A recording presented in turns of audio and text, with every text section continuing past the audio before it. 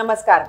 నా పేరు doctor Jasmine Salkar, clinical head and consultant reproductive medicine Hegde fertility Malakpet branch నుండి. కొంతమంది కపుల్స్కి రిపీటెడ్గా ఐవీఎఫ్ ఫెయిల్ అవ్వచ్చు, లేదంటే రిపీటెడ్గా అబార్షన్స్ అవ్వచ్చు. సో దీనికి ఒక కారణం అంటే వీర్య కణాలలో డిఎఫ్ఐ ఎక్కువ ఉన్నప్పుడు, అంటే అది సీమెన్ శాంపుల్లో స్పర్మ్స్కి డ్యామేజ్ ఎక్కువ ఉన్నప్పుడు ఈ రిస్క్ ఉంటుంది. అంటే రిపీటెడ్గా అబార్షన్స్ అవ్వచ్చు, లేదంటే రిపీటెడ్గా ఐవీఎఫ్ ఫెయిలియర్ అవ్వచ్చు. సో డిఎఫ్ఐ ఎక్కువ ఉన్న అప్పుడు నెక్స్ట్ ట్రీట్మెంట్ ఆప్షన్స్ ఏముంటాయని ఈరోజు మాట్లాడతాము.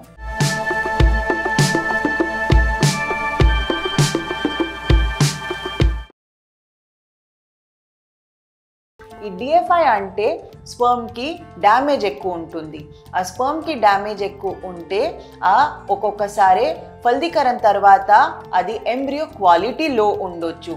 దానివల్ల రిపీటెడ్ ఐవీఎఫ్ అవ్వచ్చు, లేదంటే ఎంబ్రియోస్కి జన్యుపరమైన ప్రాబ్లమ్స్ ఎక్కువ రావచ్చు. దానివల్ల రిపీటెడ్ అబార్షన్స్ అవ్వచ్చు. సో ఈ డిఎఫ్ఐ ఎందుకు ఎక్కువ ఉంటుంది అంటే దానికి వేరే వేరే రకాలుగా కారణాలు ఉంటాయి. అది కొంతమందికి జెనైటల్ ఇన్ఫెక్షన్స్ ఉన్నప్పుడు, లేదంటే షుగర్, థైరాయిడ్ ఎలాంటి మెడికల్ ఇష్యూస్ అన్కంట్రోల్డ్ ఉన్నప్పుడు, లేదంటే కొంతమందికి అది ఎక్కువ స్మోకింగ్, ఎక్కువ ఆల్కహాల్ తాగడం ఎలాంటి అలవాటు ఉన్నప్పుడు, అది ఇలా చాలా రకాలుగా ప్రాబ్లమ్స్తో అది స్పర్మ్కి డ్యామేజ్ ఎక్కువ ఉంటుంది. సో ఈ డ్యామేజ్ ఎక్కువ ఉన్న అప్పుడు అది ప్రెగ్నెన్సీ సంబంధం ట్రీట్మెంట్ ప్లాన్ చేసుకుంటే ఒక మైక్రోఫ్లూయిడిక్స్ అని అది స్పర్మ్కి క్లీన్ చేసుకోవడానికి ఒక పద్ధతి ఉంటుంది. సో ఐవీఎఫ్ ట్రీట్మెంట్ అప్పుడు రిపీటెడ్ డిఎఫ్ఐ ఎక్కువ ఉంటే, లేదంటే రిపీటెడ్ ఐవీఎఫ్ ఫెయిలియర్ ఉంటే, లేదంటే కొంతమందికి రిపీటెడ్ అబార్షన్ ఉంటే అది స్పర్మ్స్కి క్లీన్ చేయాలి అంటే మైక్రోఫ్లూయిడిక్స్ పద్ధతితో అది క్లీన్ చేస్తారు.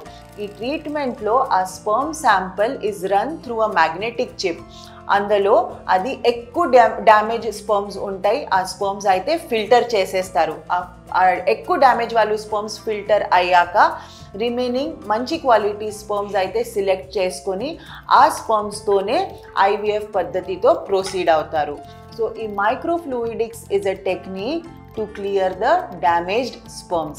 ఇంకా ఈ మైక్రోఫ్లూయిడిక్స్ టెక్నిక్తో ఆ డ్యామేజ్ స్పర్మ్స్ క్లీన్ చేసుకొని అది ఐవీఎఫ్ చేసుకుంటే కొంచెం ఎంబ్రియో క్వాలిటీకి బెనిఫిట్స్ ఉంటాయి.